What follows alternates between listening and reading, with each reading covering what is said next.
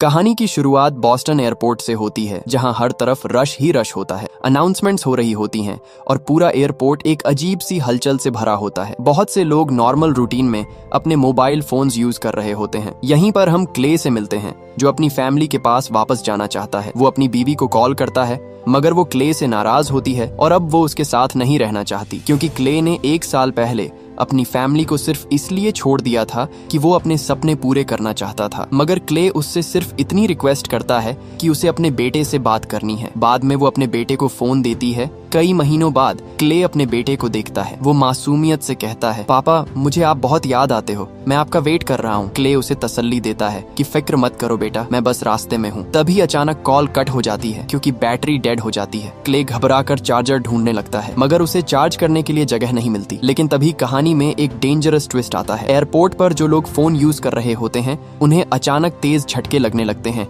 और उनकी बॉडीज तेजी से वाइब्रेट होने लगती हैं। उन लोगों को मोबाइल पर अजीब सी आवाज सुनाई दे रही होती है, जिसे वो बर्दाश्त नहीं कर पाते। उनके मुंह से अजीब सा लिक्विड भी निकल रहा होता है और धीरे धीरे वो लोग किसी और चीज में बदलने लगते हैं, जैसे वो इंसान नहीं रहे। क्ले ये सब देख रहा होता है, मगर उसे कुछ भी समझ नहीं आता। जो लोग बाथरूम में होते हैं वो नंगे भागने लगते हैं। कुछ ही सेकंड्स में वो लोग खतरनाक हो जाते हैं और ज़ॉम्बीज में बदल जाते हैं। वो ज़ॉम्बीज आसपास के लोगों पर बेरहमी से हमला कर देते हैं। क्ले हिम्मत करता है और वहां पर कुछ लोगों को बचाने की कोशिश करता है। इसी बीच एक लड़की पुलिस को कॉल करने की कोशिश करती है, मगर कॉल करते ही वो भी इन्फेक्टेड हो जाती है और अपना सर दीवार पर इतनी जोर से मारना शुरू कर देती है कि उसका चेहरा बिल्कुल तबाह हो जाता है। सीन इतना हॉरिफाइंग होता है कि क्ले का रंग उड़ जाता है और वो बुरी तरह डर जाता है। वहाँ एक शेफ भी इन्फेक्टेड हो चुका होता है। वो भी क्ले पर चाकू लेकर हमला कर देता है। क्ले अपना बैग शील्ड की तरह इस्तेमाल करता है और किसी तरह खुद को बचा लेता है। तभी पुलिस टाइम पर आ जाती है और उस शेफ को गोली मार देती है। क्ले इन पुलिस ऑफिसर्स को वार्न करता है कि मोबाइल इस्तेमाल मत करना, वरना तुम भी इन्फेक्टेड हो जाओगे। क्ले समझ जाता है कि अकेले रहने का मतलब मौत को बुलाना है, इसलिए वो पुलिस के पीछे जाने लगता है ताकि सेफ रह सके। वो एयरपोर्ट के 2nd फ्लोर पर जाता है, लेकिन वहाँ भी वही हाल होता है और ज़ॉम्बीज हर जगह फैल चुके होते हैं। क्ले बहुत ज्यादा डर चुका होता है, इसलिए वो भागकर कुर्सियों के दरमियान लेट जाता है और जिंदा रहने की कोशिश करता है। तब उसे सिर्फ इन्फेक्टेड लोगों की आवाजें आ रही होती हैं। तभी अचानक 2 प्लेन्स आसमान में टकरा जाते हैं और सीधा एयरपोर्ट की तरफ आने लगते हैं। ये देखकर क्ले फुल स्पीड से मेट्रो स्टेशन की तरफ भागने लगता है ताकि एक्सप्लोजन से बच सके, लेकिन ज़ॉम्बीज उसका पीछा नहीं छोड़ते। वो मेट्रो स्टेशन तक पहुंच जाता है, मगर हैरानी की बात ये होती है कि ज़ॉम्बीज स्टेशन के अंदर आते ही अचानक पैरालाइज्ड हो जाते हैं, जैसे किसी ने उनका कंट्रोल बंद कर दिया हो। क्ले इस मौके का फायदा उठाता है और फौरन वहाँ से निकलने की कोशिश करता है। तभी वहाँ मेट्रो वर्कर्स आ जाते हैं और क्ले को मेट्रो के अंदर ले जाते हैं। मेट्रो के अंदर कुछ लोग अभी तक सेफ होते हैं। क्ले फौरन सबको वार्न करता है कि हमें यहाँ से निकलना होगा, वरना ज़ॉम्बीज हम पर हमला कर सकते हैं। वहाँ पर एक आदमी टॉम इन्हें बताता है कि मेट्रो की इलेक्ट्रिसिटी बंद हो चुकी है और अब मेट्रो चल ही नहीं सकती। उनके पास सिर्फ एक ही ऑप्शन होता है कि वो पैदल चलकर मेट्रो के टनल से होकर बाहर निकल जाए। क्ले तो टॉम का साथ देने के लिए मान जाता है, लेकिन ज्यादातर लोग डर के मारे मना कर देते हैं और कहते हैं कि वो यहीं रुकेंगे जब तक सिचुएशन नॉर्मल नहीं हो जाती। टॉम इन्हें समझाता है कि यह जगह ज्यादा देर तक सेफ नहीं रहेगी, तब भी कोई टॉम की बात नहीं मानता। मगर डीजे नाम का लड़का उनका साथ देने के लिए तैयार हो जाता है। अब क्ले, टॉम और डीजे तीनों मिलकर टनल के अंदर चल पड़ते हैं। टनल के अंदर सिर्फ अंधेरा और खामोशी होती है। कुछ देर बाद उन्हें एग्जिट का रास्ता नजर आता है, लेकिन वहाँ पहुंचकर वो देखते हैं कि कुछ लोग पहले से वहाँ खड़े होते हैं। उन्हें समझ नहीं आ रहा होता कि वो लोग इन्फेक्टेड हैं या उनकी तरह नॉर्मल हैं। डीजे हिम्मत करता है और चेक करने के लिए आगे जाने लगता है। क्ले और टॉम दूर खड़े उसे देख रहे होते हैं। तब अचानक एक ज़ॉम्बी कहीं से निकलता है और एक्स से सीधा डीजे पर हमला करता है और उसे वहीं पर बेरहमी से मार देता है। तब क्ले और टॉम वहां आ जाते हैं और उस ज़ॉम्बी को क्ले मार देता है। एग्जिट पर भी ज़ॉम्बीज खड़े हुए थे और वो भी उन पर हमला कर देते हैं। अचानक वहां हल्ला मच जाता है। क्ले और टॉम सामने वाली सीढ़ियों पर तेजी से ऊपर चढ़ते हैं। ज़ॉम्बीज भी उनका पीछा कर रहे होते हैं, मगर बिल्कुल लास्ट मोमेंट पर वो दोनों टनल से बाहर निकल जाते हैं। वो ज़ॉम्बीज बाहर निकलने की पूरी कोशिश करते हैं, मगर टॉम एक कूड़ादान उठाकर टनल के मुंह पर रख देता है ताकि ज़ॉम्बीज उनके पीछे न आ सकें। क्ले टॉम से कहता है कि उसका स्टूडियो यहीं पास में है। दोनों जब उस बिल्डिंग में जाते हैं तो वहाँ लोगों की डेड बॉडीज पड़ी होती हैं, यानी इस बिल्डिंग के अंदर भी ज़ॉम्बीज आ चुके होते हैं। दोनों आहिस्ता आहिस्ता आगे बढ़ते रहते हैं और जैसे तैसे करके स्टूडियो में पहुंच जाते हैं। वो अंदर से दरवाजा लॉक कर लेते हैं। अब थोड़ी देर के लिए उन्हें सुकून मिलता है, लेकिन क्ले के जहन में सिर्फ एक ही बात चल रही होती है कि उसकी बीवी और बेटा सेफ हैं या नहीं। तभी टॉम उसे अपना मोबाइल देता है ताकि वो मैसेज भेजकर अपनी फैमिली का हाल पूछ सके। क्ले मैसेज टाइप करता है, लेकिन जब वो सेंड करता है तो कुछ अजीब होता है। मैसेज नॉर्मल टेक्स्ट में नहीं जाता, बल्कि अजीब से सिंबल्स और कोडेड लैंग्वेज में कन्वर्ट हो जाता है, जैसे कोई अनसीन सिस्टम सब कुछ कंट्रोल कर रहा हो। दोनों हैरान रह जाते हैं और उन्हें समझ नहीं आता कि दुनिया के साथ असल में हो क्या रहा है। बाद में क्ले मोबाइल को फ्रिज में रख देता है। वो पूरा दिन स्टूडियो में छुपे रहते हैं और प्लान बनाते हैं कि इन हालात में कैसे सरवाइव करना है। तभी दरवाजे पर जोर जोर से नॉक होती है। आवाज सुनते ही क्ले अलर्ट हो जाता है और बेसबॉल बैट उठा लेता है। वो धीरे से दरवाजे के पास जाता है और जब खोलता है तो वहाँ एक लड़की खड़ी होती है जिसका नाम एलिस होता है। उसके हाथ में चाकू होता है और वो डर के मारे कांप रही होती है। एलिस इन्हें बताती है कि उसने अपनी मदर को मार दिया है क्योंकि वो भी ज़ॉम्बी बन गई थी। क्ले उसे आराम से समझाता है कि तुम यहाँ सेफ हो। क्ले उससे चाकू ले लेता है और कहता है कि फ्रेश हो जाओ, कल सुबह हम यहाँ से निकल जाएंगे। बाद में क्ले और टॉम बैठकर बात करते हैं। क्ले कहता है कि उसे महसूस हो रहा है कि उसकी बीवी और बेटा अभी भी जिंदा हैं और वो हर हाल में उनके पास जाना चाहता है। टॉम जवाब देता है कि मैं तुम्हारे साथ हूँ, जो भी होगा हम साथ में फेस करेंगे। एलिस भी वहाँ आ जाती है और कहती है कि वो अकेली नहीं रह सकती, इसलिए वो भी उनके साथ चलने का फैसला करती है। इसलिए वो डिसाइड करते हैं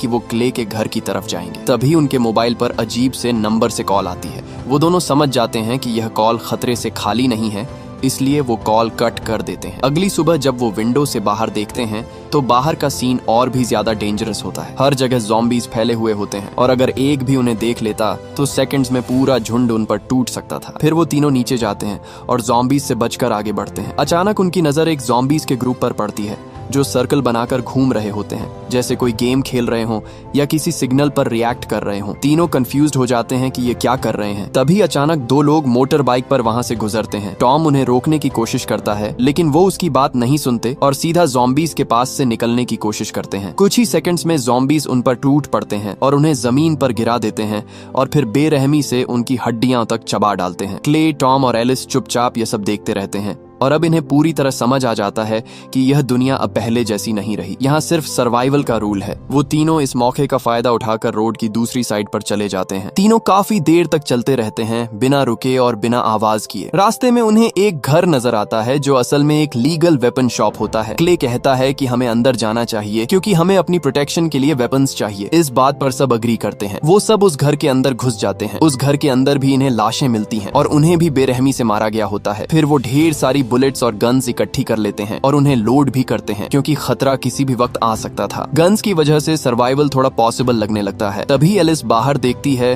तो उसकी नजर एक लड़के पर पड़ती है जो अकेला झूले पर बैठा होता है। इन्हें लगता है कि यह ज़ॉम्बी नहीं हो सकता क्योंकि ज़ॉम्बीज झूले पर नहीं बैठते। वो उसके पास आहिस्ता आहिस्ता जाते हैं, लेकिन अचानक ट्विस्ट आ जाता है। वो लड़का असल में इन्फेक्टेड ज़ॉम्बी होता है। वो अचानक उन पर हमला करने लगता है, मगर क्ले उसे एक ही शॉट में खत्म कर देता है। लेकिन असल खतरा तो अब शुरू होने वाला था। गोली की आवाज पूरे एरिया में गूंज जाती है और आसपास के सारे ज़ॉम्बीज उनकी तरफ अट्रैक्ट हो जाते हैं। ज़ॉम्बीज को देखकर तीनों भागने लगते हैं, मगर अब ज़ॉम्बीज की तादाद लगातार बढ़ रही होती है। चारों तरफ से ज़ॉम्बीज निकलकर उनका पीछा करते हैं और सिचुएशन कंट्रोल से बाहर हो जाती है। वो काफी देर तक भागते रहते हैं और आखिर एक दरिया के पास पहुंच जाते हैं। वो उन पर गोलियां भी चलाते हैं, मगर एक एक करके ज़ॉम्बीज को मारना इम्पॉसिबल था क्योंकि ज़ॉम्बीज तादाद में बहुत ज्यादा होते हैं। अब उनके आगे पानी होता है और पीछे ज़ॉम्बीज। यहाँ से निकलने का कोई रास्ता नहीं होता। कुछ ही सेकंड्स में ज़ॉम्बीज वहाँ पहुंच जाते हैं, लेकिन उन्हें वो तीनों कहीं नजर नहीं आते। असल में वो तीनों एक पुरानी बोट के नीचे छुप जाते हैं और आहिस्ता आहिस्ता सांस ले रहे होते हैं। ज़ॉम्बीज उनके बिल्कुल पास खड़े होते हैं, लेकिन उन्हें ढूंढ नहीं पाते। वक्त गुजरता रहता है और धीरे धीरे रात होने लगती है। ज़ॉम्बीज अभी भी आसपास होते हैं और तीनों उस तंग जगह में फंसे हुए होते हैं। न वो हिल सकते हैं और न आवाज कर सकते हैं। तभी उन्हें अजीब सी आवाजें सुनाई देती हैं। ज़ॉम्बीज कुछ अलग तरह के साउंड्स निकाल रहे होते हैं, जैसे कोई सिग्नल दे रहे हों या किसी को बुला रहे हों। ये सुनकर तीनों कंफ्यूज्ड हो जाते हैं। कुछ देर बाद अचानक सारे ज़ॉम्बीज एक साथ मूव करना शुरू कर देते हैं, जैसे किसी ने उन्हें कमांड दी हो। वो एक ही डायरेक्शन में ऑर्गेनाइज्ड तरीके से चल पड़ते हैं। उनके जाने के बाद तीनों बाहर निकल आते हैं। अब क्ले के दिमाग में एक थियरी आती है कि यह ज़ॉम्बीज रैंडम नहीं है, ये किसी तरह एक दूसरे से कनेक्टेड हैं। जैसे ही एक ज़ॉम्बी किसी को देखता है, पूरा झुंड उसी वक्त रिएक्ट करता है। ये नॉर्मल इन्फेक्शन नहीं लगता, ये किसी नेटवर्क जैसे सिस्टम की तरह है। टॉम और एलिस भी इस बात को समझ जाते हैं कि यह सिर्फ इन्फेक्शन नहीं, कुछ और ही चीज है। अब तीनों क्ले के घर की तरफ सफर कंटिन्यू करते हैं। काफी लंबी जर्नी के बाद अचानक उन्हें दूर से एक खौफनाक आवाज सुनाई देती है। वो तीनों उस खौफनाक आवाज की तरफ जाने लगते हैं। जैसे जैसे वो आगे बढ़ते हैं, आवाज और क्लियर होती जाती है और फिर वो सीधा एक स्कूल के अंदर पहुंच जाते हैं। अंदर जाकर इन्हें दो लोग मिलते हैं जो बिल्कुल ठीक होते हैं। एक स्कूल का प्रिंसिपल होता है और दूसरा एक स्टूडेंट होता है जिसका नाम मैक्स होता है। क्ले उनसे पूछता है कि यह म्यूजिक जैसी आवाज कहाँ से आ रही है। प्रिंसिपल जवाब देता है कि यह आवाज उन ज़ॉम्बीज के फोन से आ रही है जो स्कूल के ग्राउंड में गिरे हुए हैं। तीनों जब ग्राउंड की तरफ देखते हैं तो उनकी आंखें खुली की खुली रह जाती हैं। वहाँ हजारों ज़ॉम्बीज इकट्ठे होते हैं, लेकिन वो बिल्कुल मोशनलेस होते हैं, जैसे फ्रीज हो गए हों या उन्हें किसी ने पॉज कर दिया हो। प्रिंसिपल इन्हें समझाता है कि यह हर रात ऐसे ही रहते हैं और सुबह तक इनएक्टिव होते हैं, लेकिन जैसे ही सुबह होती है ये फिर से एक्टिव हो जाते हैं और पूरे शहर में फैल जाते हैं। अब सब एक दूसरे की तरफ देखते हैं और इन्हें लगता है कि यह एक परफेक्ट मौका हो सकता है उन्हें एक ही जगह पर खत्म करने का। प्रिंसिपल कहता है कि उसके पास एक डेंजरस आइडिया है। वो कहता है कि पेट्रोल टैंकर लाकर पूरे ग्राउंड पर पेट्रोल छिड़क दिया जाए और फिर सबको एक साथ आग लगा दी जाए। शुरू में क्ले और टॉम हेजिटेट करते हैं क्योंकि उनका मकसद लोगों को बचाना होता है, लेकिन फिर वो समझ जाते हैं कि अब यह लोग इंसान नहीं रहे और उनके लिए सिर्फ खतरा बन चुके हैं। आखिर वो प्लान एक्सेप्ट कर लेते हैं। वो एक पेट्रोल ट्रक ले आते हैं और धीरे धीरे पूरे ग्राउंड पर पेट्रोल छिड़कने लगते हैं। टॉम और क्ले ट्रक को ज़ॉम्बीज के ऊपर चढ़ाकर भी पेट्रोल फेंकते हैं, तब भी कोई ज़ॉम्बी नहीं उठता। इस तरह हर ज़ॉम्बी पेट्रोल में भीग जाता है। फिर प्रिंसिपल एक एरो पर आग लगाकर ग्राउंड में फेंक देता है और इस तरह सभी ज़ॉम्बीज को आग लग जाती है। एक ही पल में पूरा ग्राउंड आग का समंदर बन जाता है। ज़ॉम्बीज जलते हैं, चीखते हैं और तड़पते हैं। सीन बहुत ही इंटेंस और हॉरिफाइंग होता है। कुछ ज़ॉम्बीज को वो फायर करके भी मार देते हैं, लेकिन अचानक सब कुछ और खतरनाक हो जाता है। आग पेट्रोल ट्रक तक पहुंच जाती है और जोरदार धमाका होता है। ब्लास्ट इतना पावरफुल होता है कि प्रिंसिपल वहीं पर मर जाता है। सब शॉक में आ जाते हैं, लेकिन ये रुकने का वक्त नहीं होता। वो फौरन मैक्स को साथ लेकर स्कूल से निकल जाते हैं। अब उनके ग्रुप में एक और मेंबर भी शामिल हो जाता है। वो काफी देर तक चलते रहते हैं और आखिर में इन्हें एक खामोश सा घर मिलता है जहां वो कुछ देर रेस्ट करने का फैसला करते हैं। जैसे ही वो अंदर जाते हैं कुछ ही मिनट्स में सब गहरी नींद में सो जाते हैं क्योंकि थकन हद से ज्यादा होती है, लेकिन रात चैन से गुजरने वाली नहीं होती। क्ले एक खौफनाक ख्वाब देखता है जिसमें एक ज़ॉम्बी होता है जो लाल कपड़े पहने होता है। लेकिन सबसे शॉकिंग बात तब होती है जब अगली सुबह क्ले ग्रुप को अपना ख्वाब बताता है तो वो भी कहते हैं कि हमने भी बिल्कुल यही ख्वाब देखा है। ये सुनकर सब शॉक्ड हो जाते हैं। उन्हें लगता है कि कोई पावर उनके दिमाग तक डायरेक्ट पहुंच रही है। जब वो उस घर से बाहर निकलते हैं तो टॉम और एलिस के फोन पर एक ही वक्त पर अननोन नंबर से कॉल आती है। एलिस डर जाती है और वो अपना फोन फेंक देती है। टॉम भी वो कॉल पिक नहीं करता। फिर वो क्ले के घर की तरफ अपना सफर शुरू करते हैं, इस उम्मीद के साथ कि शायद उसकी फैमिली जिंदा हो। काफी लंबी जर्नी के बाद वो एक छोटा होटल देखते हैं। जब वो नॉक करते हैं तो इस दफा दरवाजा खुल जाता है। अंदर कुछ लोग नॉर्मल होते हैं जो इन्हें अंदर आने देते हैं। सब मिलकर बैठते हैं, बात करते हैं और थोड़ी देर बाद हल्का सा रिलैक्स करते हैं। रात होती है और सब सो जाते हैं, लेकिन एक औरत सैली जाग जाती है। उसे कुछ अजीब सी आवाजें सुनाई देती हैं। वो धीरे से उठकर उस आवाज को ढूंढने लगती है, मगर अचानक उसे कुछ हो जाता है। क्ले भी सैली को देख लेता है और चुपचाप उसका पीछा करता है। जैसे ही क्ले उसके करीब जाता है, अचानक ज़ॉम्बीज उस पर अटैक कर देते हैं। सब लोग एकदम से जाग जाते हैं। अब एक और टेरिफाइंग ट्रूथ सामने आती है कि यह ज़ॉम्बीज अपनी आवाज से लोगों को इन्फेक्टेड कर रहे थे। वहीं अजीब साउंड जो पहले फोन से आ रही थी अब डायरेक्ट उनके मुंह से निकल रही होती है। कुछ लोग उसी वक्त इन्फेक्टेड हो जाते हैं और सिचुएशन पूरी तरह कंट्रोल से बाहर हो जाती है। ज़ॉम्बीज और उनके बीच काफी देर तक फाइट होती रहती है। आखिर में क्ले और टॉम सिचुएशन को कंट्रोल कर लेते हैं, मगर इस अटैक में एलिस बहुत ज्यादा जख्मी हो जाती है और कुछ देर बाद दम तोड़ देती है। बाद में वो एलिस को दफन करते हैं और सीन बहुत इमोशनल हो जाता है। अब सिर्फ 3 लोग रह जाते हैं। तीनों खामोशी से अपना सफर कंटिन्यू करते हैं और आखिर एक घने जंगल में पहुंच जाते हैं जहां उन्हें दूर से 2 लोग नजर आते हैं। एक लड़की डेनीस होती है और दूसरे आदमी का नाम जैक होता है। वो दोनों वहां कैंप लगाए बैठे होते हैं और जैसे ही क्ले का ग्रुप उनके पास पहुंचता है, जैक उन्हें गौर से देखने लगता है, जैसे वो पहले से उनका इंतजार कर रहा हो। जैक उन्हें सबसे बड़ी सच्चाई बताता है। जैक कहता है कि यह जो सब कुछ हो रहा है ये रैंडम नहीं है। इन सब ज़ॉम्बीज को कंट्रोल करने वाला सिर्फ एक ही है, वो लाल कपड़ों वाला ज़ॉम्बी जो हमारे सपनों में आता है। सब एक दूसरे की तरफ देखते रह जाते हैं। जैक आगे बताता है कि वो सिर्फ एक आम ज़ॉम्बी नहीं बल्कि वो लोगों के दिमाग में घुस सकता है, उन्हें कंट्रोल करके ज़ॉम्बी बना देता है और ये सब कंट्रोल एक मेन सिग्नल टावर के थ्रू होता है। अब क्ले को सब कुछ समझ आने लगता है। नेटवर्क, सिग्नल्स, कनेक्शन सब एक दूसरे से लिंक्ड होता है। डेनीस ने एक ज़ॉम्बी को बांध कर रखा होता है और उसकी आंखों पर पट्टी बंधी होती है। डेनीस उसे खाना खिला रही होती है।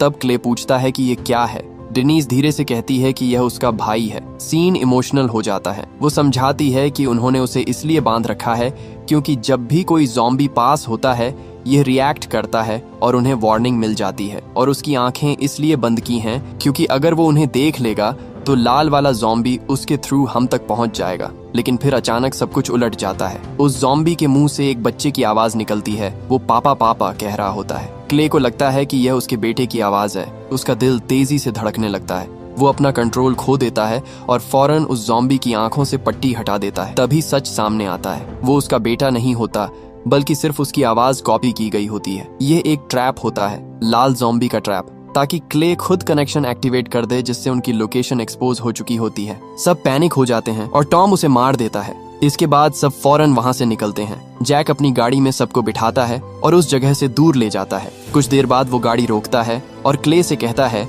कि जरा बाहर आओ, मुझे तुमसे बात करनी है। क्ले बाहर आ जाता है। जैक उसकी आंखों में देखकर कहता है कि पिछले 3 दिन से वो लाल ज़ॉम्बी मेरे दिमाग में घुसने की कोशिश कर रहा है ताकि वो मुझे कंट्रोल कर सके और मुझे भी ज़ॉम्बी बना दे। क्ले सीरियस हो जाता है। जैक धीरे से कहता है कि शायद वो ज्यादा देर तक नहीं बच पाएगा क्योंकि वो चेंज हो रहा है। फिर वो अपना फोन निकाल कर क्ले को देता है और कहता है कि तुम ही हो जो अभी भी इस सब को रोक सकते हो। इस फोन में एक नंबर सेव है। जब तुम मेन सिग्नल टावर तक पहुंच जाओ उस नंबर पर तुम कॉल करना। जैसे ही कॉल कनेक्ट होगी टावर ब्लास्ट हो जाएगा और शायद ये पूरा नेटवर्क खत्म हो जाए। क्ले शॉक में होता है। जैक कहता है कि तुम यहाँ से जल्दी जाओ क्योंकि वो अपने आप को खत्म करने वाला होता है इससे पहले कि वो भी ज़ॉम्बी बन जाए। कुछ देर बाद जैक खुद को खत्म कर देता है। फिर क्ले चुपचाप गाड़ी लेता है और अपने घर की तरफ निकल पड़ता है। क्ले के दिल में सिर्फ अपनी फैमिली के पास जाने की उम्मीद होती है। कुछ देर बाद वो घर पहुंच जाता है। वो दरवाजा खोलता है और अंदर जाता है, लेकिन घर बिल्कुल खाली होता है। वहाँ सिर्फ खामोशी होती है। क्ले टूट जाता है। उसे लगता है कि अब उसके पास खोने को कुछ नहीं बचा, लेकिन तभी उसकी नजर एक मैसेज पर पड़ती है जो उसके बेटे ने लिखा होता है। उसमें लिखा होता है, मामा ज़ॉम्बी बन गई है, मैं भी जा रहा हूँ। ये देखकर क्ले का दिल डूब जाता है। वो घर से निकलने ही वाला होता है कि अचानक उसे ऊपर वाले फ्लोर से एक हल्की सी आवाज सुनाई देती है। ये सुनकर क्ले रुक जाता है। क्ले धीरे धीरे सीढ़ियां चढ़कर ऊपर जाता है। उसका दिल जोर जोर से धड़क रहा होता है। वो कोशिश करता है समझने की कि यह आवाज कहाँ से आ रही है। अचानक एक ज़ॉम्बी उस पर अटैक कर देता है और क्ले को नीचे गिरा देता है और काटने ही वाला होता है, लेकिन लास्ट मोमेंट पर टॉम आ जाता है। वो फौरन अटैक करता है और आखिर में दोनों मिलकर ज़ॉम्बी को मार देते हैं। लेकिन जैसे ही वो ज़ॉम्बी का चेहरा देखता है वो हैरान रह जाता है। वो उसकी बीवी होती है। उसकी आंखों में आंसू आ जाते हैं और वो अंदर से टूट जाता है। अब उसके पास खोने के लिए कुछ नहीं बचता। इसी दर्द के साथ वो फाइनल डिसीजन लेता है कि अब वो इस पूरे ज़ॉम्बीज नेटवर्क को खत्म करेगा। प्लान ये होता है कि मेन सिग्नल टावर को उड़ा दिया जाए। वो टॉम को सब बताता है और कहता है कि तुम दोनों यहीं रहो, ये जगह अभी सेफ है, मैं जाकर टावर उड़ाता हूँ और वापस आता हूँ। टॉम मना करता है, लेकिन क्ले का डिसीजन फाइनल होता है। जाने से पहले क्ले अपने दोस्त मैक्स और टॉम से मिलता है क्योंकि इस मिशन में उसकी जान भी जा सकती थी। फिर क्ले अकेला ही सिग्नल टावर की तरफ जाने लगता है और कुछ ही घंटों बाद वहाँ पहुँच जाता है। वहाँ का सीन देखकर वो हैरान रह जाता है। वहाँ हजारों ज़ॉम्बीज होते हैं जो सिग्नल टावर के चारों तरफ घूम रहे होते हैं। क्ले सीधा गाड़ी लेकर उनके दरमियान घुस जाता है। जब वो सामने देखता है तो टावर के पास लाल कपड़ों वाला लीडर ज़ॉम्बी खड़ा होता है, वही जो सबको कंट्रोल कर रहा था। क्ले सीधा गाड़ी उस पर चढ़ा देता है और वो ज़ॉम्बी दूर जाकर गिर जाता है। क्ले गाड़ी से उतर आता है मगर वो ज़ॉम्बी अभी भी जिंदा होता है। तब क्ले उस पर गोलियों की बौछार कर देता है। तभी क्ले को एक आवाज सुनाई देती है, पापा। वो रुक जाता है। वो अपने बेटे को ढूंढने लगता है, लेकिन अब वो समझदारी से काम लेता है। उसे लगता है कि यह फिर से एक ट्रैप हो सकता है। उसका दिल डर रहा होता है कि शायद उसका बेटा भी ज़ॉम्बी बन चुका हो। लेकिन फिर अंधेरे से एक छोटा बच्चा सामने आता है जो उसका बेटा होता है। क्ले को अपनी आंखों पर यकीन नहीं होता और वो फौरन उसे गले लगा लेता है। लेकिन कहानी यहाँ खत्म नहीं होती। लाल ज़ॉम्बी दोबारा उठ जाता है और एक अजीब सी आवाज निकालता है, एक फ्रीक्वेंसी भेजता है और वहां मौजूद सारे ज़ॉम्बीज वही आवाज रिपीट करते हैं। सबसे शॉकिंग बात यह होती है कि क्ले का बेटा भी वही आवाज निकालता है जैसे वो भी इस नेटवर्क का हिस्सा हो और सब मिलकर क्ले को ज़ॉम्बी बनाने की कोशिश कर रहे हों। क्ले को फील होने लगता है कि वो भी कुछ देर में ज़ॉम्बी बन जाएगा, इसलिए वो टाइम वेस्ट किए बगैर अपने बेटे को जोर से पकड़ता है और जैक के दिए हुए फोन से कॉल कर देता है। कुछ सेकंड्स का साइलेंस होता है, फिर एक जोरदार एक्सप्लोजन होता है। सिग्नल टावर उड़ जाता है। टावर के गिरते ही सारे ज़ॉम्बीज भी गिर जाते हैं जैसे उनकी पावर कट हो गई हो। फिर हम देखते हैं कि क्ले और उसका बेटा जिंदा बच जाते हैं और दोनों मैक्स और टॉम की तरफ जाने लगते हैं ताकि फिर से जिंदगी शुरू कर सकें। और यहीं पर फिल्म एक ट्विस्ट के साथ एंड होती है। अगर वीडियो अच्छी लगे तो वीडियो को लाइक और चैनल को सब्सक्राइब जरूर कीजिएगा और अगर आप यहाँ तक पहुँच गए हैं तो कॉमेंट में एक इमोजी जरूर शेयर करना।